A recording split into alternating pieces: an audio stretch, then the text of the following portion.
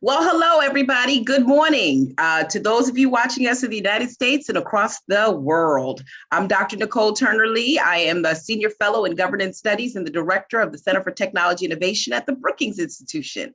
And I'm really excited about today's conversation because those of you who know me know that I care about broadband. And in particular, I care about closing the digital divide, which, by the way, I am almost done with my book. I promise. We're just going through some editorial changes, but hopefully that book will be out. Digitally Invisible, How the Internet is Creating the New Underclass, before the end of the year. But today, I am very excited to have someone who I've considered a friend over the last decade. I've known him that long, who has been appointed by President Biden to become the Assistant Secretary for the National Telecommunications Information Administration, NTIA as we know it, at the U.S. Department of Commerce. And today's conversation is around this charge that Alan Davidson has, which is to close the digital divide and to express universal broadband across the United States. So we're going to do this in two parts today, my friends. We're going to start with Alan and talk a little bit about where the agency is, where he is in terms of his vision, where the president is in terms of thinking about closing the universal broadband gap. And then we're going to go into a panel discussion with a mix of community, state, leaders who are going to talk a little bit about what they're doing at the local level. So I'm really excited about how we're going to spend this next hour. Listen, if you're following us on Twitter, use the hashtag Universal Broadband. And for those of you who want to ask questions, please submit them via Brookings, I believe at events. I'll get the hashtag right because I'm not getting it in my head right now. Events at brookings.edu, I think it is, or put them on Twitter. And we will definitely look for those questions to ask the panelists. So with that, thank you, Alan, for joining me. Thank you. It's great to be here. Oh, I know. It's great to see you again, as always. So listen, I want to jump right into it. And I want to particularly do some level setting because there are some people who do not know specifically how NTIA and Congress has allocated out the $65 billion that's going to you only at NTIA. Can you speak a little bit about the money or the allocation, for broadband, $65 billion, and then what you're getting? I tried to inflate what your budget is there for a minute. I know you were happy, but I'm not President Biden. So tell me a little bit about what you're doing with your $46 million of money. Excellent. Well, first of all, let me just say thank you. Thank you to Brookings for hosting this important event. And thank you, Nicole, for hosting and for that introduction, and also for your years of leadership in this field. As you say, we know you care, and you've been in this space for a long time doing this important work. And I will say it's an exciting time to be in the space, right? We have been talking about the digital divide in this country for over 20 years.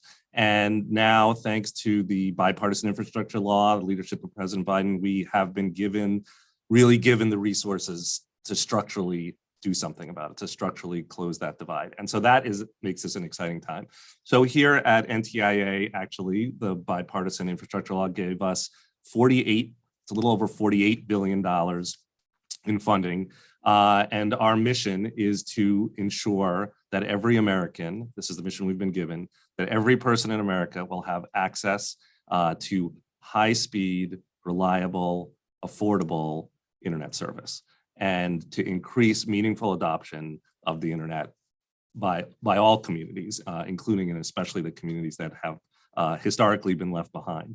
And so we've got actually a bunch of different programs, and I'll just tick through them really quickly and we can dig in on them.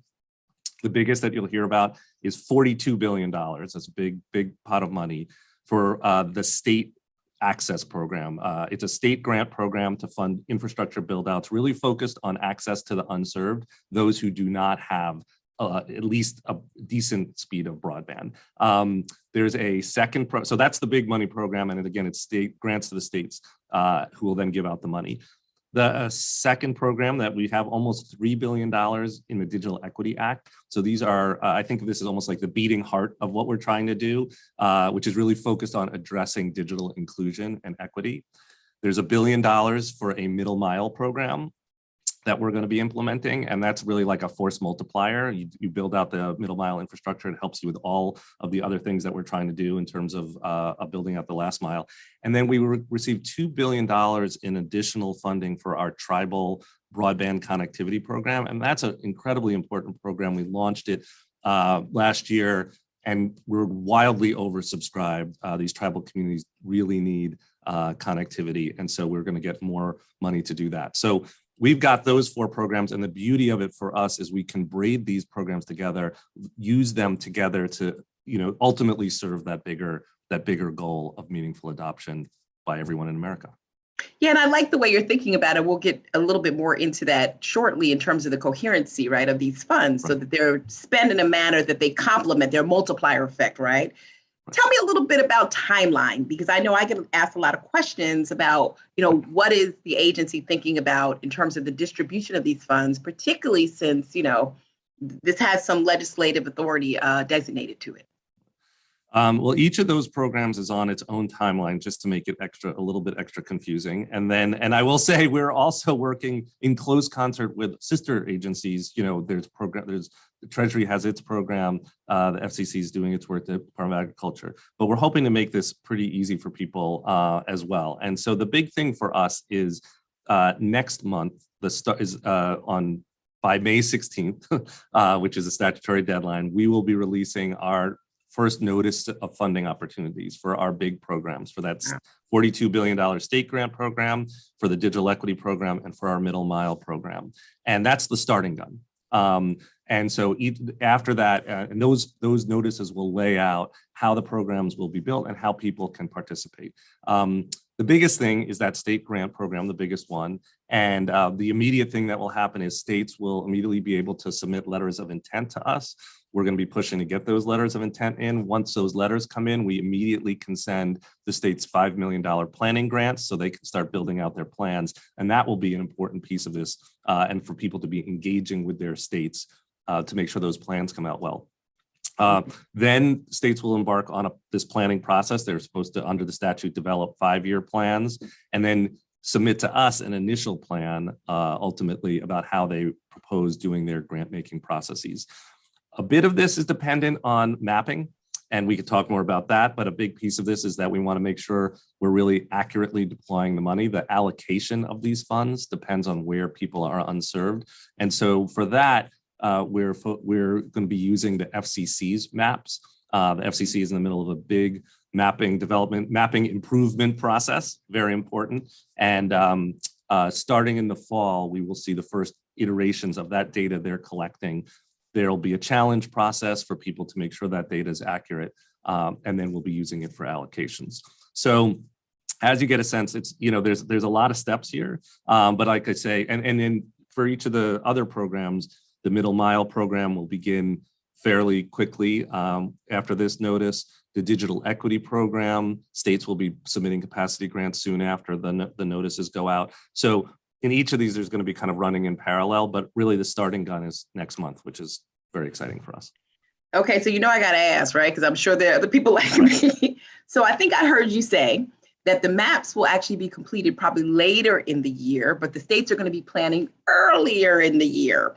And the focus is on unserved and underserved communities. So I want you to talk about a little bit about the mapping, Alan, right? Because that's sort of been the problem we've had when it comes to closing the divide, because we don't know where the unserved and underserved really are. We kind of have a sense of it in rural communities, in urban communities, maybe a little bit, but not so much. I'm curious, what kind of guardrails are you putting in place to ensure that the mapping, will coincide with the allocation of the funds and the planning? I'm sorry, I just had to ask that.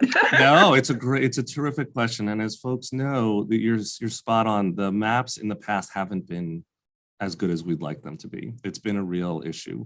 And the good news is that FCC's got a process in place that I think we'll have much better maps when this is done. They're going to be much more granular. The old ones were based on a census block. So one person has service in a census block, everybody was counted. This will be much more granular, and the FCC's already announced a process for doing that. And I think, it's going to be very important. Yes, the states will launch their planning processes immediately, but there's going to be an iterative nature to this where the data gets better and better. And already we've already started to get better data here at the Commerce Department. We publish our map. It won't be the definitive map, but it gives people indicators. We know that the private sector is developing really good mapping capabilities. Different states are doing it, but it's all going to feed into And ultimately, the FCC map will be the definitive map that we use for allocations. So I think that's why, this is a gating item, because we don't want to make those final financial allocations without having good maps that show us where the unserved are. And that's why, as you say, when people say, well, why aren't we just doing this right now? We're going to wait until we have good mapping data coming out of the FCC in order to make sure we're doing these decisions properly. Well, that's good to know. I mean, I know that Chairwoman Rosenworcel has been on the case, right? Trying to ensure that she's doing her part with the allocation of funds as well. Talk to me a little bit. Yeah. We are working, and I'm not to interrupt, but I'll just say it, we are working very closely with the FCC, and they've been great partners for us. They are on it, as you said, and we're working very closely to make sure we're in sync. Talk to me a little bit about the states and how they're going to create plans that get some of the feedback from local communities. How is that going to look in the planning process, or how do you think it should look? Because that's going to be a conversation we'll have with the panel. The states are incredibly important for this big money program, for the main deployment program, what we call the BEAD program. That program, that state grant program, is, as I say, it's state grant program. It really relies on the states. So, and we know that different states are in different places on the spectrum of preparedness, right, for this. So I think it's going to be critical for states to build out their broadband offices to be ready to figure out how to run these grant processes well. And one thing that we've said to the states is, and actually the law says this, they must do this in consultation with local communities. So, and we are instructed to spell out some of what that means. So our hope and expectation is that state broadband offices will work with local communities who are the ones who ultimately know where the unserved are, what their communities need, and so that they'll be an instrumental part of building these plans. And it will also be incredibly important for the digital equity plans that they're building. So the statute instructs us, and I think you will see as we put these documents out, clear guidance for states about how to engage, about the need to engage with their local communities. And we know it's not going to be a one-size-fits-all solution. What Rhode Island needs is different from what Montana or Alaska need, but local community engagement is going to be a key part of all those plans. And I love the way that you're talking about it, right? Because I think, the local community engagement is going to be important to the digital equity side of it, which are, how do you get more people connected to the resources of the internet, as well as the deployment side, right? Because I think there's a conversation going on now that the deployment is not necessarily community-based. So I really love the way that you're stressing local communities need to be part of the infrastructure, the architecture.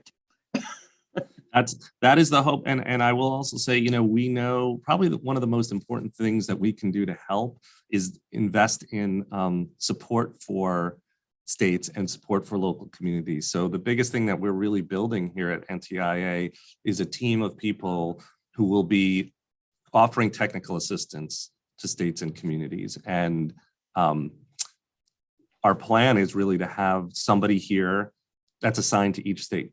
So every state broadband office will know who is the person at NTIA that they can call if they have any questions, and or email, I guess. And more importantly, somebody who's waking up, or as importantly, somebody who's waking up every day and thinking, how do I make sure, these states succeed? And so we're building that now. We're hiring. If you know good people, we are looking for folks. I think this will be an all of government approach, but really this is going to be a place where we need people all over the country to be mobilizing. And we'd love to have some of them here. That's a great commercial, right? For yes, people I'll take every chance I can to advertise. Let me ask you this before we move on to digital equity stuff and closing the divide and wrap up our conversation just shortly. I know when we were together the last time, there has been like this conversation that's evolved since our conversation at the State of the Net on the technology, right? What the network should look like. I'm curious because I know you've been saying, the statute says X. Are we seeing more conversation about that since we talked in January in terms of is it fiber? Is it something else? Can we use other technologies to expand broadband infrastructure?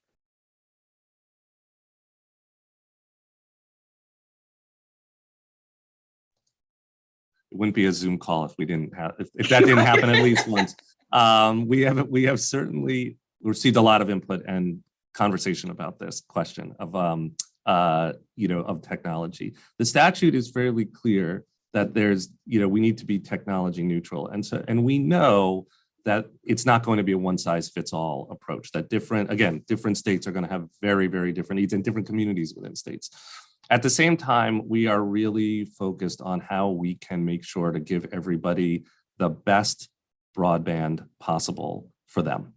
And in many cases, we know that the most resilient, extensible technology is going to be fiber, right? In many cases. And so we expect that states are going to put their thumb on the scale and will invest heavily in fiber. But we're also committed to any technology mix that will meet that broadband need. And we also know that in some places, that's probably not going to be fiber in some very hard to reach places. So states will be figuring this out. And I say, we're guided by this idea of giving everybody the best broadband that's possible for them. And the fact that we do not want to be back here 5 or 10 years from now, having this conversation again, saying to Congress, we need more money because we didn't do it right the last time. We need to be resilient to the future needs of people online. And if you and I had been having this conversation 15 years ago, 10 years ago, we would probably not have picked the speeds that we're implementing at today. So who knew? But we want to make sure we're building in a way that's resilient to the future. No, I so agree. And like you said, I think, this is our next opportunity and we can't blow this, right? As you've always said, like we've got to get this right. So I think states need to really do the type of rolling up their sleeves to ensure that they're putting out the right solutions for their communities, particularly those that are unserved or underserved. Alan, I want to shift to the digital equity side of it just in this last few moments with you. I write in my book, my experiences of being both a top recipient, a Technology Opportunities Program recipient, a B-top recipient twice in terms of when it shifted to the Broadband Technology Opportunities Program. For those of you who don't know, I was a digital evangelist for many years working in local communities, and now we're here again. And I'd love to hear more, and I think most of the people listening, on how this time will be different. So talk a little bit about digital equity and how we know we're really going to move the needle this time in closing the divide.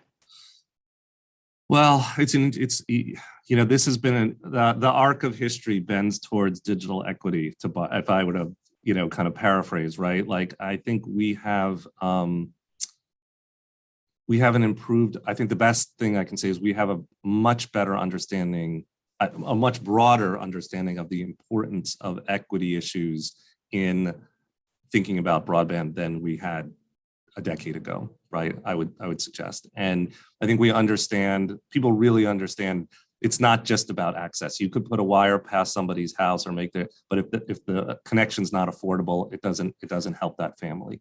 If the connection's affordable and they don't have a device to get online, it doesn't help that family. If they get online, but they don't have any idea what to do, if the applications don't work for them, if they're not in the language that they need to be speaking in, it doesn't help that person or that family. And so I think we are looking at this holistically, and I think we have a community that's looking at this with a real understanding that driving towards meaningful adoption for a broad set of communities, that has to be our ultimate goal here.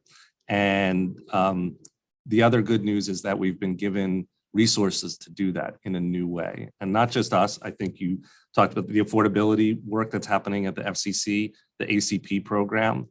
We should be out there getting people. Another commercial message. Sign up for the ACP if you can, if you're eligible. We should be working all together to be getting people to sign up for the ACP if they need it, and helping communities do that. But it's more than that too. It's the Digital Equity Act programs that I spoke about. It's really thinking about how we measure our success too in ways that capture the need to get a broad set of communities online, regardless of your race, income, where you live, that you'll have the tools and skills that you need to succeed when you get online too. So that's, I think, the optimistic note is that we're aligned in that across the administration. We've gotten a bunch of different tools in the toolkit now to do it, and working with communities and folks in the community like yourself. Our hope is, we'll get ever closer to that world we're looking for. Yeah, and I hope that as we go through this next stage together, I think the country is committed to this.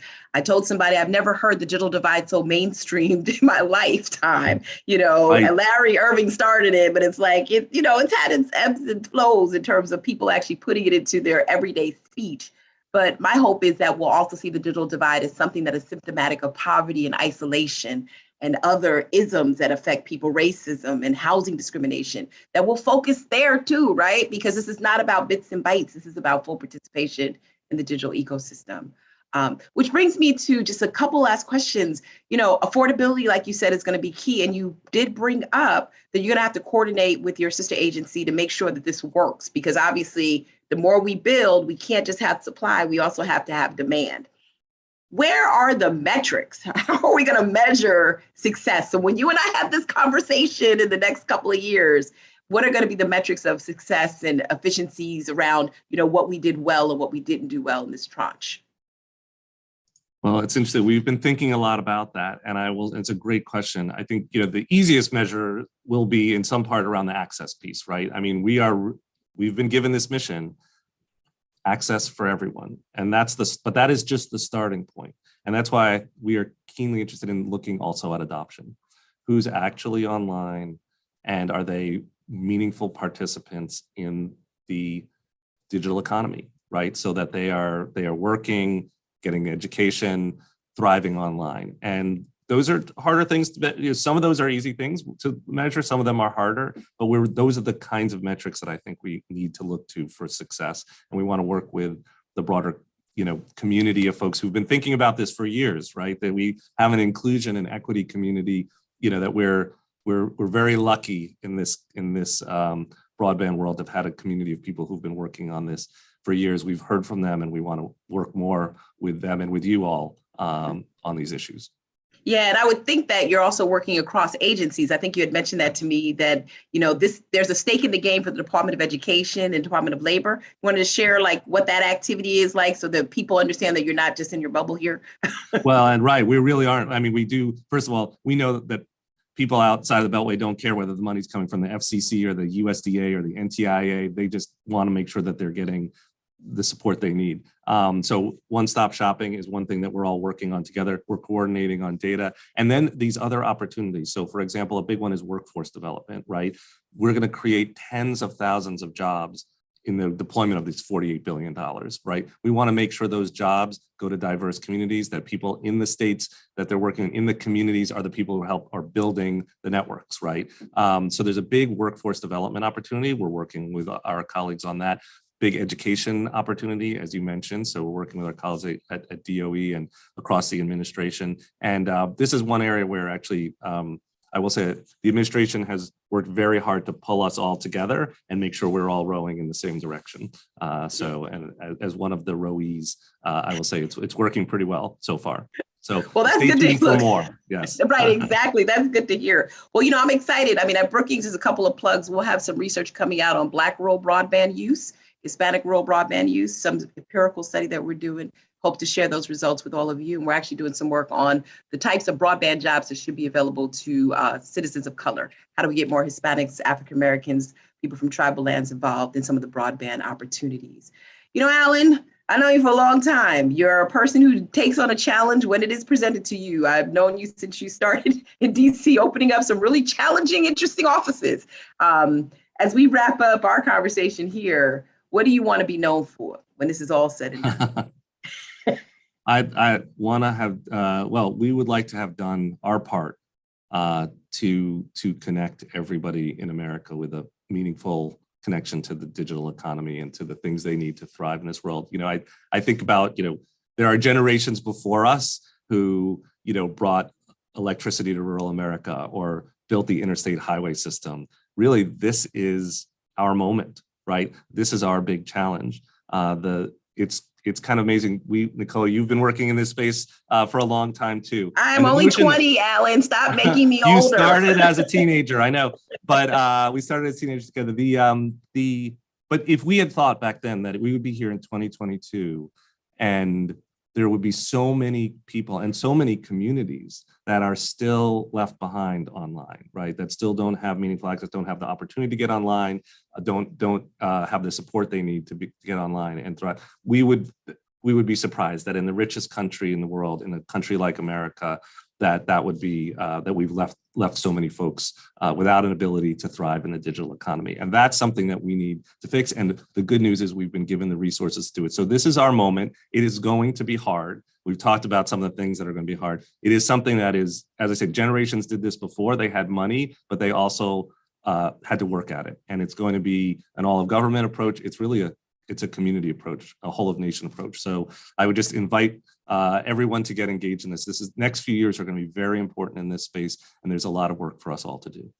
Yeah, thank you for that. And I appreciate you actually sitting in that seat and sharing with us today what, the big picture looks like and some of the challenges that you think we're going to have going forward without the lack of cooperation, and really putting people into the conversation today who may have heard the umbrella version of this, but now have a sense of where this support is going. And we forgive you right now. You're in your early stage as you try to figure this out, because it sounds like it's a lot of moving parts and a lot of moving timelines. But thank you for what you're doing. Thank you for having us and for engaging. And again, the invitation is there. We want to hear from you. And this is going to be a real community effort to make this work the way it needs to for all of America. That's right. Thank you so much, Alan. I appreciate you as well. Thank you. And you know what? We're going to continue this conversation, folks. Please keep tweeting at Universal Broadband. If you have questions, send them to events@brookings.edu. I got it right this time, because we're going into the second conversation, which is to sort of unpack at the local level what we just talked about that is happening at the federal level. And so I'm really excited by the people that I've asked to join me today. And many of these people I've known for a long time working in this space. I'm going to introduce everyone, and then we're going to jump into questions. But the most important thing I think we heard so far is that there's a lot of activity, and I think a few commercials in terms of the needs that the NTIA has right now, as well as state broadband authorities. So if you are in a particular state trying to figure out what is going on with broadband infrastructure, reach out to your state officials. And if you are a community organization, which is why I'm so excited about this second panel, and you are trying to figure out how you can help, do what you do and reach out to your state officials so that they know and hear you. And guess what? I got a couple of those people on this panel. So this second panel, we're actually going to dive into some deeper conversation around this, which I think you all heard what Alan had to say in terms of the broad strokes of the money that they've been allocated at NTIA. I wrote it down in terms of the figures, but it's something that we should repeat again, 42, 2, and 2, right? In terms of deployment, equity, as well as tribal. So with that, I want to introduce our panelists for the second session. We have Peggy Schaefer, who is the director of Connect Me out of the state of Maine. We have Matt Rantanen, who is my friend for many years. We both did not have gray hair, so we started this, who is the director of technology at the Southern California Tribal Chairmen's Association. We've got Diane Wells, who is the deputy director of the Minnesota Office of Broadband Development. And we've got my other dear friend, Dr. Fallon Wilson, who is the co-founder of Black Tech Futures, also the organizer of Black Churches for Digital Equity, and a vice president at the Multicultural Media and Telecom Council. Welcome, everybody. Let's jump right in, and I need you all to unmute, because guess what? We're going to take this conversation and have sort of a ping pong in terms of stuff. If you just have background noise, feel free to unmute. But Peggy, I want to start with you, right? Because I think in your case, with regards to the broadband funds, the state has already started to think about how they want to allocate and do some of this planning. So jump us into your role for a day as to how you're thinking about the broader responsibility that the state of Maine has and what you've done through your broadband authority to sort of answer some of the statutory requests while at the same time addressing the needs of the unserved and underserved. So thanks for having us. Maine has been engaged. One of the pieces of this, as you talked with Alan about, is the importance of the community activity, community planning. And Maine's been deeply engaged in community planning since about 2015. We have well over 300 communities that have been engaged in a conversation about how to improve broadband. Some of them more successful than others, but it's this conversation that talks about where service is in our community, the importance of the quality of service, the importance of universal access, and most importantly, the understanding of the digital equity challenges in that community. What are the needs around affordability? What are the needs around digital inclusion? How do we make sure that people have the device and the skills that they need to actually use this really important infrastructure to their best advantage? And so we've had that in place for a while. Maine hasn't had a lot of money to do infrastructure. So planning has been a key piece of what we've been doing. And I think that puts us in a good place for this, right? It puts us in a place where we are ready. Communities have been engaged, communities are ready. They've been thinking about how they want to do this, who their partners are going to be, whether they want to own the infrastructure. All of that has been going on. And so as we as a state begin to plan how we're going to deploy this funding, all of those conversations come into place and put us, I think, in a pretty good place to put together the 5-year plan that we need to do for NTIA to really identify how we're going to address this digital divide in Maine once and for all. We also had created a new sort of entity. So Connect Maine's been around since about 2007, and we have some guardrails in our statute that makes it difficult for us to invest in a lot of different places with a lot of different options. And so last year we created a new authority called the Maine Connectivity Authority, which really has broad authority and broad power to think about different options. Like the state could own middle mile, that authority could own middle mile, they could own last mile. So in places of the state where we really don't have a lot of interest, they could come in and say, this is what I recall a deep dark hole. And we as a state are going to be the owner of this network, get it up and running, and then figure out what the next steps are of that ownership, right? So that's one of the powers that this authority has. It also has the whole idea of digital equity built right into its charge and its statute. And so I think that when in Maine, we start with not just how we're going to run the wire by people's house, but how we're going to make sure they can actually use it. And we've developed strong partnerships across the state, really strong partnerships across the state, because, like most state entities, we have, 1 or 2 people working for us. And so, but the partnerships that we've developed across the state through a group called the Maine Broadband Coalition, which is a whole variety of consumers and industry activists like the Maine Farm Bureau and the Island Institute, have been key to how we've actually done this outreach. And so we have a good base of building out community support. This new money is going to supercharge that. And it's also going to finally fund the infrastructure that these people have been planning on for a while. So we're really excited about this funding. And we, Maine has been trying to get ready for this money for about 3 or 4 years, hoping that it would come. And now it's here and we're ready. I love to hear that. Look, you are ready. It sounds like it. Diane, I want to actually pitch it over to you. I have a lot of respect for the state of Minnesota because years ago, almost 6 or 7 years ago, I heard about this mapping project that you guys were undertaking. So I want to hear a little bit more about what's been going on with the mapping project, as well as the accuracy of those maps, and sort of tying back into what Alan talked about, whether or not Minnesota is going to use the data that they've collected to sort of drive the planning. Thanks, Nicole. And yes, we had a state law pass in 2007 that required us to do state level broadband mapping. We produced our first map in 2008. And then the ARA funded SBI program came along and took that function and paid for it for 5 years, where the states developed broadband mapping that was fed into the national broadband map. Then in 2015, we picked that up and continued with state funding to keep our mapping effort going. So we have all wireline providers now directly submitting to our mapping vendor their broadband infrastructure, either at the address level, the service area level, by their equipment location, or they give our vendor the most recent FCC Form 477 data. It's submitted to our mapping vendor. They review it. They can verify it through what we have in our contract, which is 3 one-week field validation trips in Minnesota. Our communities are very familiar with those maps, and they work through our office if they feel that there are areas incorrectly portrayed on that map to get that corrected.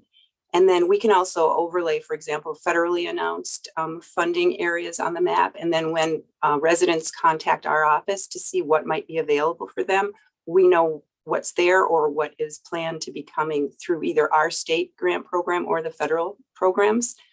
We also use those maps as a starting point for determining areas that are eligible for our state grant program. We've issued 6 rounds of grants totaling $126 million to get broadband built out to about 57,000 locations. We intend to use that map as part of the Capital Projects Fund infrastructure once we get Treasury's approval of our program plan to start that grant program. And we plan to use it with the BEAD funding that will be coming available. We also feel it positions us very well to look at those new maps that the FCC is preparing. And if we see areas where we think that it will make a difference in our allocation, we will be talking to whoever is handling that challenge process, whether that's NTIA or FCC. So we feel good with the history of our maps and where it's put us today to be ready. That's right. Yeah. I mean, look, I always point to Minnesota's maps, to tell you the truth, when people ask me what state has done mapping, because I heard your presentation probably the same time you were coming out at the Broadband Communities Summit. And I've just been impressed by the diligence there, because that's going to drive this. So Peggy, look, I'm looking at you, and I wish I could bring you and Diane together to sort of create this guardrail. Now, look, Matt, you and I have been in this space as well for a long time, and tribal communities, for the first time, we're seeing a real allocation of support for our friends there. And I really want to speak to you, because I know you have been critical in the past of the type of efforts we've had to not only bring deployment, but also adoption. But then you've also had challenges when it comes to sovereignty issues, et cetera, when it comes to tribal lands. I want you to talk a little bit about that and where you see the tribal communities playing in terms of the benefit from what we've spoken about with the NTIA monies. Sure. It's good to see you again. It's been a while. Thanks for having me. So yeah, for the first time, tribes have been included in, this legislative mandate in a large sum of money that goes directly to the tribes. Typically, things flow through the Fed, flow through the state, and aren't as effective as they could be. So finally, we're getting money directed to, specifically to the tribes. Alan already said this, so I'm just going to repeat it and hammer it home that it is well oversubscribed. The approximate $3 billion that is allocated towards tribal coming up in the next round, the extra 2, we've seen an oversubscription, a dramatic oversubscription. For the first billion, we saw 5.84 billion in ask from only half the tribes. So we do have a huge deficit. The tribes are very eager to start to deploy their own communication solutions, because the previous methods for the federal government to be able to support tribes' communication needs have failed, and so tribes have taken it upon themselves to do this. So they've graduated into a space where they now are understanding tech and communications. They're understanding their needs. They're doing feasibility studies and assessments and broadband plans, and finally there are dollars to support this. However, that dollar amount is likely a third of what needs to be spent in tribal communities to be able to do this. Luckily, not everybody's ready today, but those that are ready have demonstrated need that's far beyond what's available. So, we're a little concerned. Also, the delay of the announcement of the grant funding from NTIA has put people in a spot where they assumed that they were going to understand their grant awards at the end of last year. Now we're looking at potentially the end of June, and a lot of projects have been put on hold or on pause, trying to figure out what the next step is and whether or not they will get that funding to support their needs.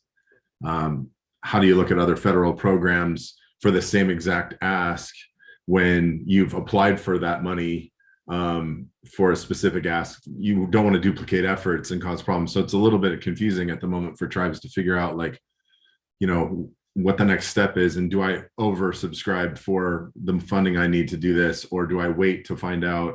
So there's a pattern there it's a little bit problematic, but tribes are very eager to get access to the funding and are very prepared to start the deployment. And it's been a long time coming. Yeah, it's so interesting that you say that because I think these are, you and I both know these have been persistent issues, right? When we have federal allocations come out and then we have sort of the bureaucracy in the middle to actually get the funds directly to the people who need it. And I'm sure Peggy and Diane are going through that too in terms of thinking about that transfer effect. But before we go into some of those larger issues, Dr. Wilson, I want to speak to you because one of the things I think you have done so fantastically is you've actually motivated people on the ground, particularly the faith-based community, that are not the typical anchor institutions, right? Normally, the anchor institutions are schools and libraries, but what you've done is said, hey, let's get real community-based organizations that represent people of color into this conversation. So they're not on the passive end, but the active end. Talk a little bit about what that has looked like in terms of just your work with the Black church community, but also what that's looked like getting local people to understand what this actually means to their future. Yes. Number one, I'm so happy to be here with all of these amazing state and tribal leaders who are doing great work in their communities to make sure people are connected. I wear two hats, right? I get to be the National Director of Black Churches for Digital Equity for MMTC, but I'm also a local girl in Davidson County in Nashville, Tennessee, in the South. And there I'm the co-director of the Nashville Digital Inclusion and Access Task Force, which was founded at the heart of the pandemic to help support our municipal leaders with connectivity, affordability, and adoption. I think we're one of the few cities that have done a mixed method approach to understanding how to look at who's connected, who isn't, and an oversampling of people of color, which is super important to the designs of these mappings and also designs to how we actually roll out interventions. I find that so often in our type of statewide or citywide sampling, we don't think about them. We should always oversample for immigrant and people of color. Well, to this work and moving forward, Black Churches for Digital Equity is committed to educating and supporting African-American church leaders across the country with their ability to drive digital equity in their states. Why are they essential? And why are faith-based institutions essential to this conversation? And why should they be appropriated dollars at some point as actual anchors to do this work? Because they are trusted community partners and they operate in some ways both before the onset and the pandemonium that the pandemic has given. Now everyone sees there's a digital gap. They have always offered computer labs in their churches, in their mosques, in their temples to help upskill and digital upskill communities who are often not at the table when these amazing decisions are being made. And so because of that, we at MMTC believe that faith communities can help drive this, especially the digital equity piece. My concern overall, because I was looking at the question you gave me, so I'm going to just slide a little bit of that in there, is that do I think that there is like good synergy between local organizations and states? I'm going to have to give a not sure on that one. Why? Primarily because in DC, there are a lot of national nonprofits who are doing great work to gear up and to support their chapters across the states. That's the National Urban League, that's the National Digital Inclusion Alliance, and these are amazing national organizations who are going to support their chapters and their organizations. However, I also know that we need to make sure that we have diversity and inclusion on the many task force and councils and offices that are being created at the state level. My little research on the side, because sometimes I want to know things, I'm looking at the states now that have councils or have offices and task force, and they are not as reflective as the diversity that we really need to help drive some of these decisions about communities who are unconnected, underconnected, and underserved. And so so I would say I think we have a long way to go. But luckily, to your point, bureaucracy is slow with the giving of the dollars. And so we have some time to really figure it out, to position community leaders to help drive this conversation and to ensure that states really look deep at municipalities and making sure that those amazing folks who are digital advocates on the ground are driving decision makings in their state. Yeah, I think this is so interesting, right? Because what we spoke about with Alan, or what I spoke about with Alan, is really what the system that, this framework, the systemic framework that he's trying to actually push. And what you all are kind of talking about is the process, right? And so trying to meld how they're going to put systems in place that allow us to have these processes that work at the local level are going to be interesting. So I want to ask a couple of questions. Again, if you have questions, please send them to events@brookings.edu. I just checked the Twitter. Please send questions to hashtag universal broadband, and we'll try to get them up there. I've got a few that are queued up already to ask of the panelists. Let me go to Diane and Peggy first, and then I think we'll wrap up with some digital equity questions. There is this restrictive language in the legislation that's looking primarily at the fiber optic side of it. And while I am actually in agreement that fiber is a good method and we need more fiber to actually do the middle and last mile work and also to make more contiguous networks or to even propagate wireless, the challenge I have is it costs a lot more money.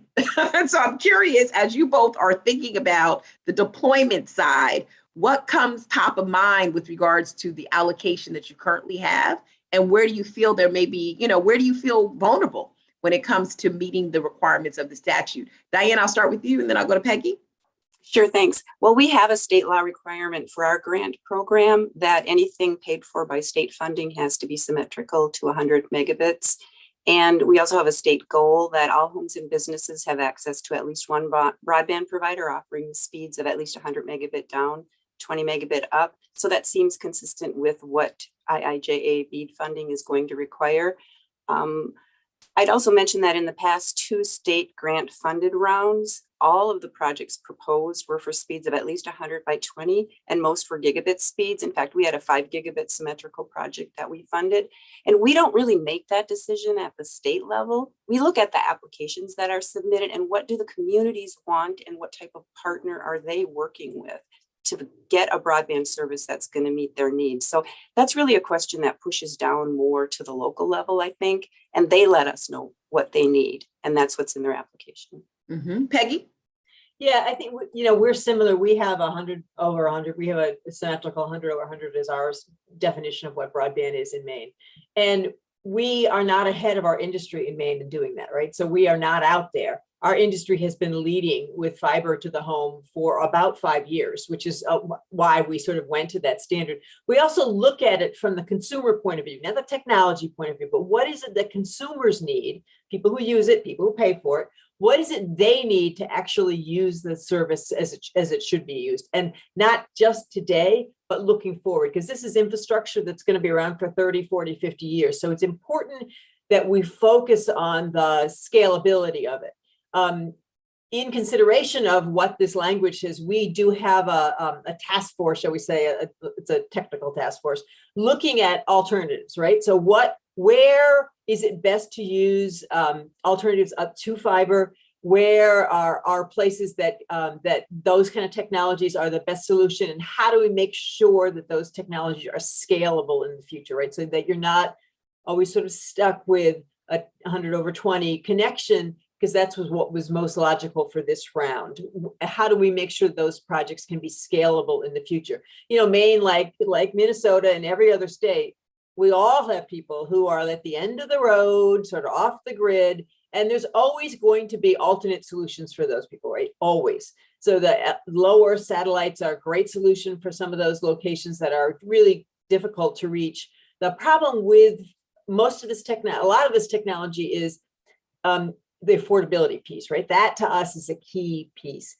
We want to make sure that the networks that we're funding, that the projects that we're funding have an affordability component, and not just the American Connectivity Program, right? To make sure that the actual charge that they're getting is that, a $70 a month fee, if you're getting $30, leaves you $40, which is often unaffordable. So we also scale and we look at the cost per customer to make sure that affordable connectivity program is actually going to be meaningful as a reduction in the cost to the provider. So we're looking at a variety of things. This we're calling it, I think we're calling it a jumpstart something, who knows, is really, that's part of our strategy. But how do we figure out what are the areas that other than fiber are going to be the best solution for right now? And how do we make sure that that's not the end solution?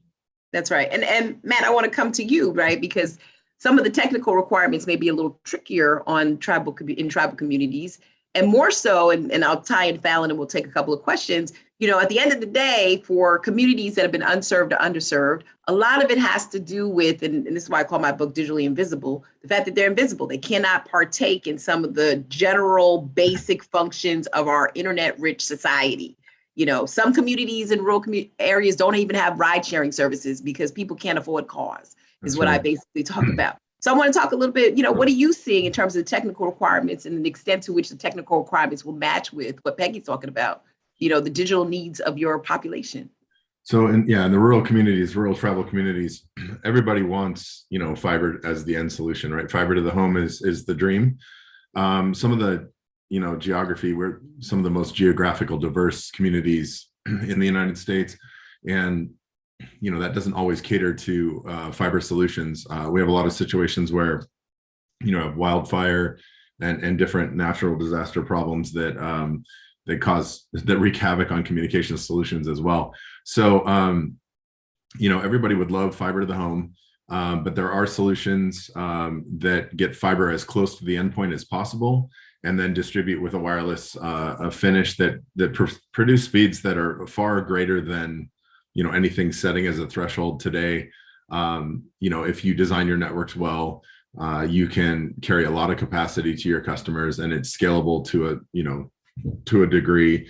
The fiber asset is an extremely valuable asset because, you know, it's assumed to be a 30-year asset, and some of that fiber has been in the ground for, you know, 38 years now, I think, still functional. The better technology of fiber that's being deployed today is potentially going to be a 60-year asset. That's an unknown entity at this point. But that deployment, middle mile, you know, backhaul connectivity and distribution of your network, as much of it can be fiber as possible. You have, you know, feature-proof that aspect of your network, and then the endpoints can grow later as you, you know, you reach the capacity of your wireless solutions as our data usage goes up and our, you know, our usage patterns change, the type of content changes. We may reach the end of our ability to squeeze data smaller. So at that point, maybe we migrate off of wireless and we get to fiber to everybody, but over a longer period of time, we'll be able to do that in these communities that have, you know, really tough challenges. But there are wireless solutions at the end of fiber today that certainly can support those speeds and support our communities. And a hybrid solution is going to be required with some of the geographic diversity that we have. Yeah, I mean, that's always my fear. You know, again, I've been doing this about 3 decades, and it's always my fear when you start thinking about place and where place matters. And I think we can all say that we've gotten a jump start on our cities in a certain extent with smart city initiatives, but we haven't really thought through this contiguous regional development, which I think is really important. Hey, Fallon, before I go on to Q&A, you know, there's always this conversation around, is it availability or is it affordability, right, for people? You can build it, and personally, some people will not come because that's just not what is important to them at the moment, particularly for unserved, underserved communities. When you think about this equation, what really is at heart to move the needle on digital equity? Is it a state equity plans that should be more comprehensive? Is it more outreach? I mean, where do you want to see the pulse in digital equity as part of this iteration of funding? I mean, all great things, I think, tend to fail when we don't center people in our design. And how do you operationalize that as a state leader or as a municipal leader? It really, once again, for me, and I will always come at things from a research standpoint, have you develop a comprehensive way to gauge the attitudes of your, not of the population of your state, fine, of your municipality, but definitely oversampling for communities who struggle with affordability, adoption, and availability. I mean, it is, to me, it's the simplest thing, and it doesn't cost so much. And I know Brookings will come in, and all these amazing research centers will come in and support states and municipalities to do this work. But it really goes down to recruiting diverse samples so they can inform state planning. My concern is, and I'm glad you had the great conversation prior to this, is I don't want to be here in the next 5 years having this conversation again, right? Because there's so many opportunities for funding to address all of the many best practices that we know that can really change the trajectory and end the digital divide as we now know it. I think the solution is the people. So the local, what I want to know how NTIA, I guess we'll know the rules very soon, how they're operationalizing the local for states, because I think that is going to be central and key. Luckily, because I'm a DC insider, whatever that means, I know about the bureaucracy and the timeline of these things. And so we were able to get with our state broadband officer who was hired last fall in Tennessee to talk with them about the work of Memphis or the work of Nashville or the work of Chattanooga in helping to support the great work that we can do in the state. And so there's a deep commitment to thinking about equity at that level, but it's only because I have insider knowledge that I can get into that space. But there are a lot of community organizations who do this work within their municipal spaces who don't know these things, right? Because they're having to figure out to the point of, how do I get people connected? How do I get students on remote learning? I don't have time to look at the policy game.